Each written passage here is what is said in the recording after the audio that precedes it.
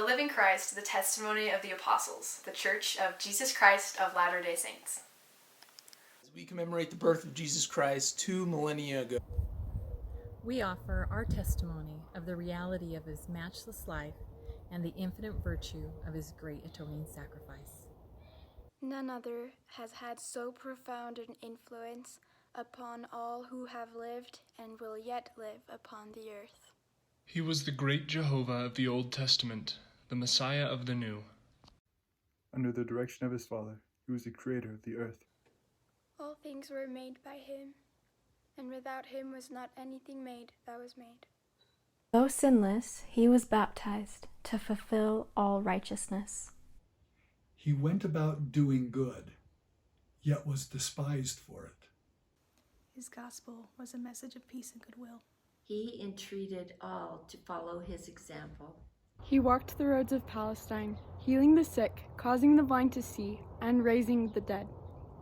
He taught the truths of eternity, the reality of our premortal existence, the purpose of our life on earth, and the potential for the sons and daughters of God in the life to come.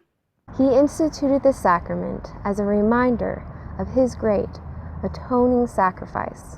He was arrested and condemned on spurious charges, convicted to satisfy a mob, and sentenced to die on Calvary's cross. he gave his life to atone for the sins of all mankind. His was a great vicarious gift in behalf of all who would ever live upon the earth. We solemnly testify that his life, which is central to all human history, neither began in Bethlehem nor concluded on Calvary. He was the firstborn of the Father, the only begotten Son in the flesh, the Redeemer of the world.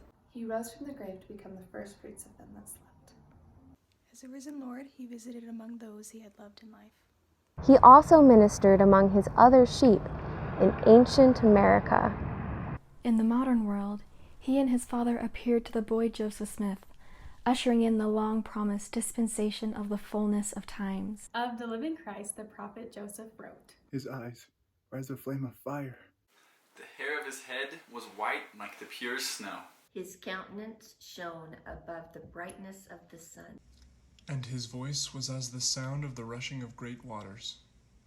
Even the voice of Jehovah saying, I am the first and the last. I am he who liveth.